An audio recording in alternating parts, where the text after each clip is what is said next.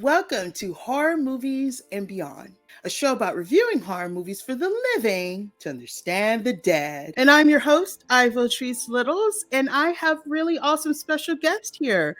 They're cast and crew from Demon Juice, a short film, of course. But I absolutely loved it. It was funny, it was gory, it was just entertaining, and the dialogue was spot on. I just completely laughed the entire time. So let's introduce them. We have Reed, Shannon, Anastasia, and Lucé. Hello. Welcome, guys. Hello. Greetings. Thanks for having me. I am so glad you guys are here. The last time I saw Shannon, you, the director of Demon Juice, was we did on your podcast, right? That's correct. That's kind of how we scary, met. Right? Yeah. Ivotres was on, told some great firsthand scary paranormal stories. We got to chat spooky stuff, but now I'm very glad to be on your show talking scripted horror stuff. Much less scary than real life things, hopefully. But yeah, I'm very thankful for the opportunity to talk about this. I'm so glad that you liked it. I am the writer, director, producer for Demon Juice. Lucé is my creative partner and one of the producers on Demon Juice. Anastasia and Reed were part of our cast on Demon Juice. Reed got their head bashed in, if you remember, from our little flashback scene. And it was a wild ride, and now we are on the festival circuit. Well, it should be on the festival circuit because it was well written. It really was. Just the small details of just back and forth was just hilarious. And some of it I was like sitting there and I caught it. I was like, oh, I get that. Oh, I get that. It was like really funny. And the characters, what was the inspiration behind this? But before we get into that, what was it about? Sorry. Oh, what was it about? Oh, yeah. What was it about? Of course, everyone watching this has seen it and memorized it by now. But for those who haven't gotten a chance to hit the festivals and check Demon Juice out, it's essentially a friends getaway weekend that is upended when Deb, the kind of like knock around hometown character, crashes the party, finds a bottle of Demon Juice in their weekend rental, drinks it, becomes possessed, and chaos ensues. So I was inspired by this because I wrote it during quarantine, many years ago at this point. And I really, I loved Slumber Party Massacre. I loved Girls Trip. I loved Bridesmaids. I liked Wine Country. And I saw all of these great, dynamics and fun friend trips that I recognize all those characters. We all have a friend who's really type A and planned out the whole trip and got everyone an Etsy shirt and this and that. Everyone has the friend who somehow is still alive after getting blackout drunk and made it to the 7 a.m. hike. We all know those people. So I wanted to see those characters in a horror comedy. I love horror comedy. I wanted to see more women and non-binary actors at the forefront of a horror comedy. So I just made one. Sometimes that's what you got to do, is just make your own. Yeah. I mean, you may not see it, so just do it. And so besides that, so when I was watching this, I saw a lot of 80s references. And I'm not sure if that was on purpose. But as soon as I saw Demon Juice, the first thing that popped in my head was Street Trash. And I don't know if anyone's seen that film. But, I see someone shake. Oh, you saw it. Yeah. Lucé would, yeah. Lucé's a bit of a film freak. Oh, okay. So I don't know. Is she the only one that's seen it? Anybody else seen Street Trash? Oh, can you? Yeah, let me know shortly because I missed it. Yeah, what is that one about? very Okay, quickly. it's about this liquor store guy who he has this liquor store like forever, but you follow a homeless man and he goes in there and he buys some liquor called Viper that Ah, that the store owner found in like hidden in a cupboard or something in the walls, yeah, and it's in a of course. box, and he set the box out and he sells his liquor Viper. So this Okay. guy is trying to drink it the entire time, but finally another homeless guy steals it, drinks it, and he melts or turn into some goop Creature. I mean, just like falls apart. Trauma kind of put it out. They didn't Okay, make it, yeah. but they distribute it. So you Those kinda kind of get- those kind of vibes of like ultra violence, body horror, that sort of thing. yeah. I Mhm. definitely So have a that's what visual now. Yeah. So it definitely reminded me of that, which is pretty cool. But yeah, you could definitely see. I saw that. I saw Evil Dead. Like I saw I've so gotten much of that. Yeah, thank you. I But- take that all as a very high compliment.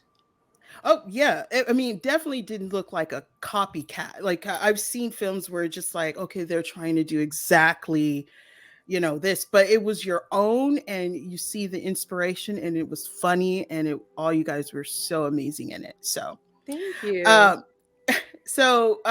about the effects, I mean, that was amazing. So how did that work out? Especially when I think it was Reed, your face got bashed in. I mean, I thought you Yep. got hit. Oh, I'm not sure.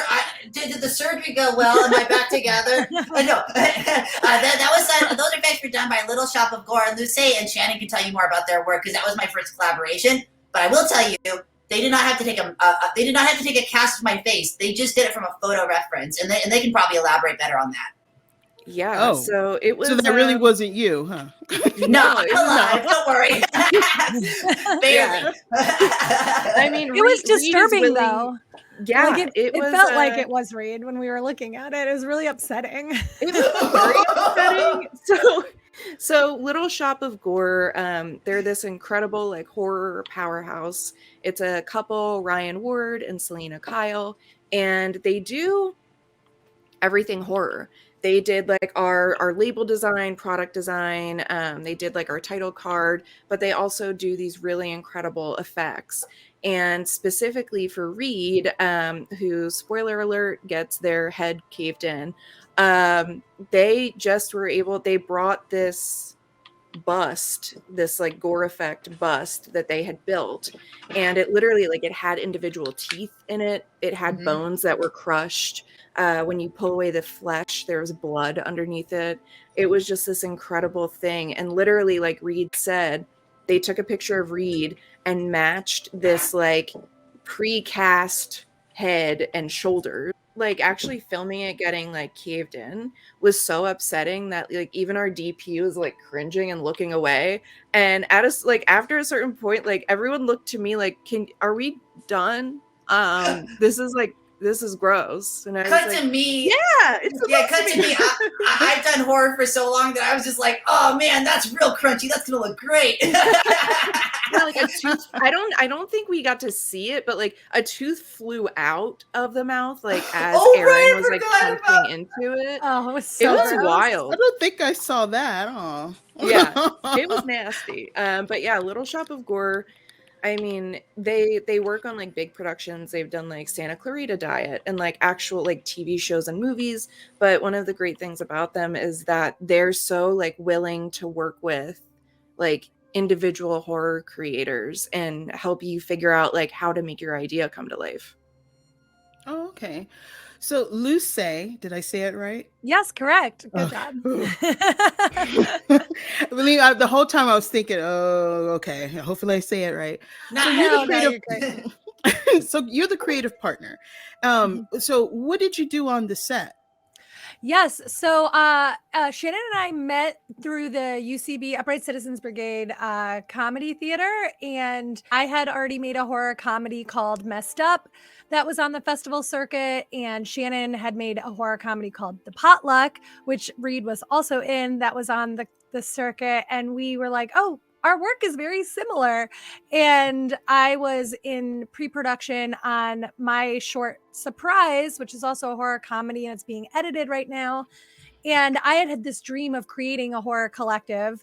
But there were people I knew I wanted to work with, but I never quite with the right person before. And when I watched Shannon's work, I was just like, oh my God, this is my creative soulmate. Like, I want to work with her on everything. It felt like our brains moved in the same bizarre way. And horror comedy is a really difficult genre to do because it's a balance, and it's either like the comedy isn't good or it's not scary enough. And I think there's less than 10 good horror comedies in my opinion, but I love the genre so much. And because Shannon and I both actually love horror, and we have this like 10+ year history of writing and performing comedy, we're like actually the perfect people to be doing it. So I was like, do you want to do this with me? I want to start this collective called Too Much. Can we make our films together and like pull in a cool collective of like telling stories that people don't normally get to tell, or that like you pitch it to a network or to another film company and they're like, oh, you gotta turn this down. Or like Demon Juice, I made Surprise. I shot it 3 weeks before we shot Demon Juice.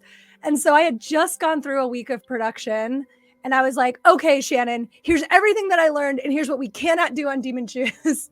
And I had an incredible producer on Surprise that was a timekeeper basically, and was just like, we gotta go. And it helped me out so much because I could work on scenes forever, and I was like, all right, Shannon, I'm going to be your timekeeper.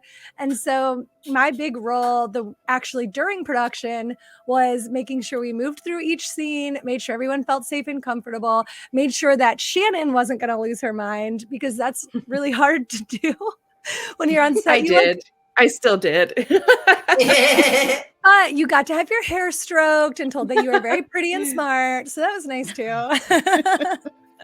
Yeah, I mean, just like any other, obviously I haven't worked on any big productions, but, there's bumps along the way kind of for everything. And this was super small, like I paid for the rental out of my own pocket, and I like scrounged up all my pennies to try to make this come true.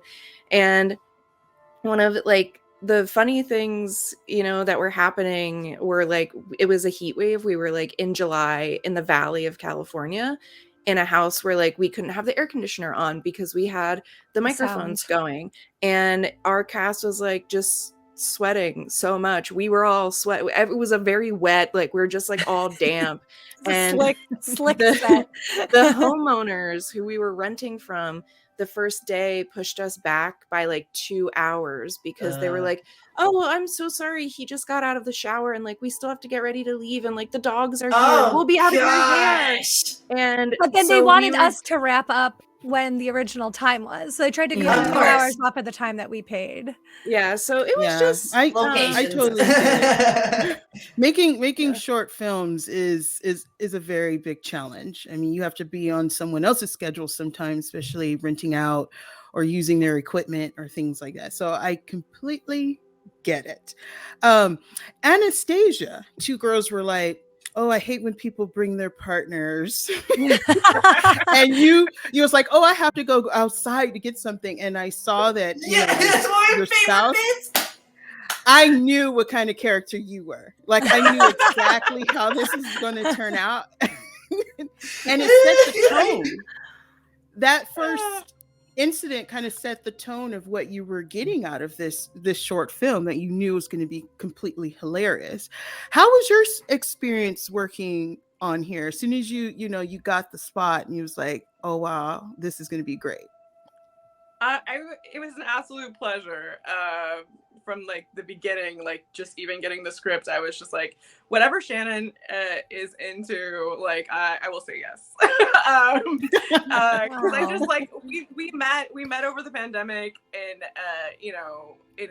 in like a chat, I think, on like Elizabeth Banks Hoo Ha Ha, and I'm never letting go of her now, ever. Because I get her, like, I'm a filmmaker myself, and I've been acting my whole life, and when you get good vibes off of somebody, and when they get you, it's like, hold on like a leech, just dig yourself in. So I just felt very comfortable. I also thought like the character that she picked for me was very, I mean, I'm not gonna say it's pretty me. It's me. Yeah, it's me. I know you seem like a natural. It didn't seem like acting. It just seemed like that's what I noticed about all the characters. They were very natural. Like you would have seen, like if I was there and I was watching this, if I was, a guest with them and hanging out with your friends, I would see that. Well, I think one of the benefits is gives us room to edit, like to improv too. Like I don't know how many times we did that scene where I ran after him. I think at one point I kicked him into the car. Yeah, yeah. Well, actually, that's a great example too, because it was initially just going to be like a shortcut. Like Anastasia is going to run out, see her husband, and that's it. But she was like, is it cool if I like go down there and we see him, getting out of the car, we interact? Amazing. And I was like, why not? Let's do it, And I think for me, that's a benefit of having done comedy, is that I get to see all of these people do stand up and do characters and do sketch, and that all of those things are kind of like they're real. Instead of having like a casting director and like people are submitting these like tapes, I just see what these actors and comedians are doing, and I kind of just plug in people where I think they would fit best. And then they're all professionals. You all had really great ideas. And I think if you give your talent the room to do their thing, like you're going to get good work out of it. There's going to be a great end result. Okay. And Reed, I love the wig. Oh, thank you. Yeah. Okay. Wait, who house was that? Who house was that? Oh, like the furniture, like all of that, because that brought back memories. I don't know how old anyone is here, but I remember the phones and couches like that. So I wish that was one of our homes. We rented it. Yeah, it's a historic. It seemed like one of those like historic buildings downtown. Is that correct? That's correct. So we shot that in downtown LA at like a rental spot. It's actually across the street from the famed Cecil Hotel. So that was, it's just kind of the entire spot was set up to be like an 80s throwback with these like vibrant, like purpley lights. So it was pretty perfect for that whole scene. Yeah, it's great too, because we've noticed a lot of like porn actors do shoots in there since, and I'm like, my goodness. Cool. You guys didn't see any stains, did you? Oh, we made the stains. They were yeah. Oh, they were your stains. It was clean. Okay, I'm just making sure. We ruined it. No, every place that we rented happened to have this like thick pile white shag carpeting, and we're like, no, everything is blood. Like we have so much blood in this movie. We put so much tarping down, like just plastic sheets, like Dexter style, everywhere. And I really have to give credit to Little Shop of Gore for the amount of blood and like gore that's in this. There was not a single drop of blood spilled. The only time we got blood on the carpet was when Deb was sitting on the ground like in between takes and like put their hand down on the carpet in the wrong spot, and like we got like a little bit of blood, but we were able to like get it out. I mean, I'm talking like literal buckets of blood. Yeah. And like they were pumping, like they had like a hand pump from the bucket to like the ankle that gets stabbed into. They're like pumping blood into stuff, pumping blood out of other things, and it was all very contained. So Reed, your fighting style was amazing. That was all you, right? I started training as a toddler in the art of fighting. No, that was actually a lot. We have to give so much credit, and if the producers can remind me of who edited this film, because I actually work in post-production in one of my other careers. You have to know so much of that was cut around, because they had to such tight time limits that we had to really just do a lot of improvised fighting. We had very little time to even like choreograph and negotiate what that would be. Aaron, my co-star Aaron, very, very good about communicating about like what we would do. We just worked out some like very tight bits, and then the rest of it was I had to be cut around to give that dynamic sort of like visceral feeling that you get there. Who edited the film one more time? That would be our DP, Ryan Moulton. Of course. So a lot of people on this production wore many hats because, again, it's like an indie film, but also we shot this like right after the vaccine came out. So everyone was vaccinated. No one got COVID, thankfully, but we also like kept things very small. So in addition to like filming this, Ryan also did the lighting and he also edited. So I'm very thankful for him and his talent, but even like the fight scene is another example of, allowing two comedians to come up with like, how would two coked up, like ridiculous businessmen fight after like a night of drinking? I have a lot of privilege in my career. I've been doing this. I've been doing horror comedy myself since I started in 2010. Before I transitioned, just full disclosure to your audience and you, since I'm meeting you, I'm a transgender person. I started as a final girl, and now I get to be a silent man, which is every woman's dream when you're doing feminist filmmaking. I don't have enough dialogue in the film when you get to watch it if you have not yet. And so I've gotten to learn from set experience to I actually went to school for drama and theater, so I did get to learn about the basics of like fight choreography and stuff. So I could really collapse that time down when it comes down to it of like and think about like what are they going to be getting and how can we get that across as quickly and efficiently as possible. Because I will say, time is the only actual money in filmmaking because we have no actual money across the board. If Scorsese's saying he can't get it. So when all said is done, this is completed and you're edited and you're submitting it to film festivals.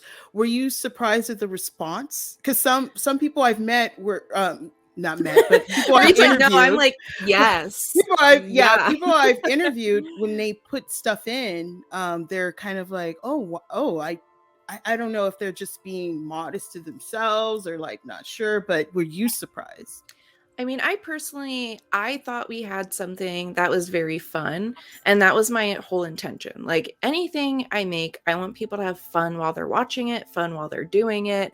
And that question is very funny to me because initially we had like filmed in July and we thought we would have a few months to edit, but I really wanted to submit to this one festival with a work in progress.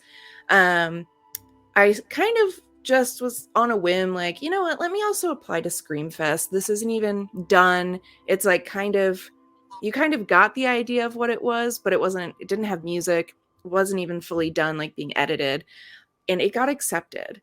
And that was like a big, like, holy shit moment. Cause like, that's a big festival. I was very honored to have that happen. But then I had to go back to the team who was helping edit and be like, so we don't have time anymore. Yeah, like we have like maybe 3 to 4 weeks to do this, which probably sounds like a lot of time to a lot of people, but you have to think everyone has a day job, plus they're helping out on like their friends' 10 other things, so this and pandemic lag time for everything. Once we got through that hump of like, oh shit, we then got to like revel in our film being premiered at the Chinese Theater in Hollywood, and almost everyone got to go. It was really cool and really special. And even now I'm still like floored that we're getting into these great festivals. Like we did Final Girls Berlin. We're going to be in Horror Hound weekend. At the time of recording this, it's this coming weekend. And then Fantaspoa, which is coming up. That's in Brazil. There are these really great festivals that hello Brazil, who loves horror. We can't wait to see you. Yeah, so like I think everyone is, I'm always surprised, I'm always grateful, but I do also kind of have like a little bit of confidence, and this was like a big step up from my other shorts. We have like professional people doing gore effects, which always helps boost like the production value. And then just, great actors and great people helping edit. So And this was yeah. the plan. Like we both already did festivals. We didn't have any intention of making anything that we didn't think would get into a festival. So it's like it's surprising. It's exciting. It's surprising when you get what you want always. Yes. 'Cause Mhm. especially as independent, comedians and filmmakers, it's like 10 years of struggling just to get to this still like DIY success. So, but this was definitely our intention all along. Okay. So this question is for all of you. So anyone can answer this. So after everything is done, everything is finished, editing, and it's been submitted. So what can you say is the most, like, what is you're proud of about this film? Your character, the writing, what is something that stands out to you and you feel very proud that you did it in this film? It's like a perfect film. I don't know. I'm like so proud of all of it. Like, I don't know, just like anytime you make something, like when you're doing it, you're like, this isn't going to work. This isn't going to happen. And like on our last day, we were like running out of time. I had messed my back up. So I was like hobbling everywhere. Like there's this picture of me. Oh, There's no. like a flurry of action going around. And there's actually a picture of me looking at my watch, like frowning visibly. It's such a funny picture because it was like, oh no, me just constantly being like, time, we're running out of time. When it actually becomes a film and then other people like it, I mean, what's not to be? The whole thing I'm so proud of, every single person. I think that's like the people. I'm just really proud of all of us. We did the damn thing. Yeah, I mean, I'm super proud of, getting all of these great people together and finding roles that I think they fit very well in. I snuck in like a Chris Farley nod at the end of this, which I love. I love goofy humor. I made up Titmata, and that got in. I made it. It's not like I would deny myself that. But yeah, I think for me it was a big step up from like my last thing. And one of the proudest moments for me is that I am one of the only female writer or directors at a lot of these film festivals. Take it over. I'm in some of them the only film that has women and women of color at the forefront, that has non-binary people in the film. And I think that's just a big step forward for everyone, really. Like, we need to start seeing more stories from different people. I'll say that. different stories from different people. And horror can be fun. It doesn't have to be so like sad and scary all the time. Yeah. I fell in love with horror because of how fun it is, and how like the blood and effects, stuff in the 80s when you're going to the video store and you're renting as like a teenager. That's what made me fall in love with it. And horror can be so many things, and I know it's different things to different people, but for Shannon and I, like, we love that feel. Like, we just saw X and we were talking about that feeling of when you're like, and then you start laughing and like you're hitting each other and you're laughing, and like that's the kind of stuff we want to create. And we want the audience to go in and be like, what's gonna happen? Oh no. And then leave and laugh with their friends and like have a great experience. We don't want people to go in and be triggered and have to call their therapist afterwards. Oh yeah, and that leads me to say what I'm most proud of is on all that stuff. Besides being transgender and like trying to make sure that I'm carving out room for people to see us as just normal everyday people, I also, like, even more largely because of the number, like the sheer absence of it, I'm an openly autistic person. And to be honest, and it's really hard for me not to get emotional when I talk about this stuff, a lot of times people in my situation are not able to do masking. You might have seen it in Jason Voorhees. That is probably a big metaphor of what it feels like to be an autistic person, to be demonized in the larger world. And I think that was what my initial sort of connections to horror was seeing that otherness. And I just really appreciate being given any sort of entryway into these forums, because a lot of times you'll see in the news, like we even like see stuff like with that like movie with Sia, where she was like dismissing autistic people as not even being able to act, not being capable, not being professional, and not being articulate. And I hope that like that if you're out there and you love horror, because autistic people love horror, that you know that there are people working for you to make sure that you're going to be represented how you deserve to be. In that intersectional way that we are all striving for, and to make it fun, and that hitting your friend's way, that like, yeah, you're not leaving like with your ears hurting and you're not being like overwhelmed. You got to just sit down and have fun. Oh, We love you, Reed. Well, this film really did represent so many things across the board, and to be such a short film with so much going on, but it all made sense. It was all cohesive. It looked fun. The dialogue between everybody was great. I mean, it was just little details I caught. I was like, oh, okay, this is funny. Like, I even laughed out loud on some of them. Like, I was watching it and I was like, like, because it was crazy. It was so fun. Like, I know, like, there was a time where I'm walking out of the room and I'm talking to Deb about what kind of drinks we're gonna drink, and every time I walk out, I try to make a new white girl trash like.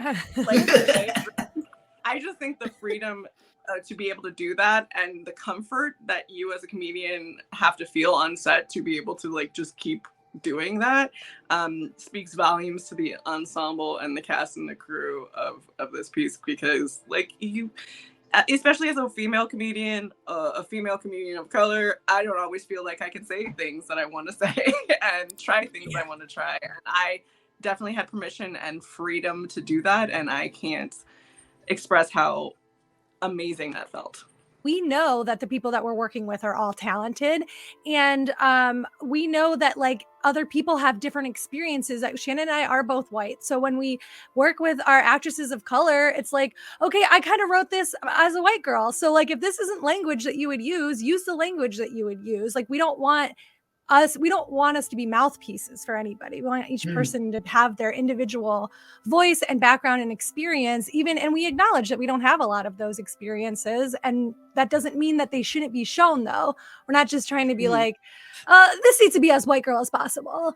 So yeah, we want Too Much to be something where each person is a creator and each person has the pull to shape the film, and it belongs to all of us. Oh, okay. Well, it was very good. So, is it where is it? I know you sent me a link to see this. No. It's everywhere. Like, where could someone see this? Or don't turn around. Okay, no, wait a minute. I can't afford to have my face bashed in again today. Anastasia, now you know. Something behind me, I'm gonna run. That is good instinct. Yeah, so That's now, yeah. Since it's still in festivals, it's like frowned upon to have it widely released. So right now, the only opportunity people have to watch it is at our upcoming festivals. Right now, that's Horror Hound Weekend this weekend. I think they're also doing some online streaming, as well as Fantaspoa, the Brazilian festival that's coming up in April. And I mean, if anyone would like to offer some distribution information, I would gladly accept, because I'd love to share this short with many more people. I want everyone to watch and enjoy and laugh, and hopefully it motivates other people to want to make things with their friends. Yeah, you hear that, Shutter and Crypt TV? Buy it now. Yeah, it's a good investment. Do it. And we're going to be on the festival circuit for the next year or two. So like, it's not just the next two. Like we're planning on taking Demon Juice for, the rest of 2022. And you can see our other work on our Linktree as well. Our Linktree is, linktree/too.much. And you can see the potluck, and you can see Messed Up, and our Instagram is toomuch.productions. So you can also follow that for all of the updates on Demon Juice, and then our upcoming film surprise as well, and everything that we're working on. Okay. Well, before we go, is any upcoming projects from you, Anastasia, or Reed, or anything that plug in from anyone? Absolutely. I don't know if this is coming out before WonderCon, but if you're at WonderCon, I will be doing a panel there. And I'm always doing stand-up and traveling, and I have some projects and podcasts coming up too. So just follow me at Anastasia W on Twitter, at Anastasia Wash on Instagram. Okay. Oh, and I thank you for asking, because I happen to be a producer. I was very much inspired by Too Much, and so I am actually doing my first venture as I'm doing a live taped multimedia show that will be going to video on demand, and it's actually it's mostly comedy, but it is for feminists, it is for LGBTQIA people. It stars a drag queen named Lizard P Brain, and she has basically a local cable access channel where she shows only cool stuff. She's an alien. She shows all the best Earth stuff, and that happens to include, because I have good connections to some of Too Much's programming, and that's going to be included in that. The video on demand version and the live version. The live version is taped the fourth Saturday of every month at 8 p.m. at Pack Theater in Hollywood, and you can just Google Lizard P Brain if you want more information on that. Okay. Shannon, is there any other films you're working on, or Actually, I am. or podcasts? Yeah, so my podcast is currently on hiatus just because I am working on more film stuff. But I'm working on a workplace horror comedy right now as we speak. So I'll be hopefully doing some fundraising for that so we can film it. Because again, each short is kind of a step up from the last. So the next one is going to be hopefully much bloodier. And we're going to need some help making that come to fruition. So just keep your eyes peeled for that. Okay. So thank you guys. Thank you so much for coming on my show and talking about Demon Juice. It is hilarious. There's so much great things in that short film that I just enjoyed. And I know people out there are enjoying it too. So if you see Demon Juice at any festival, watch it. Enjoy it. Take it in. It's well worth it.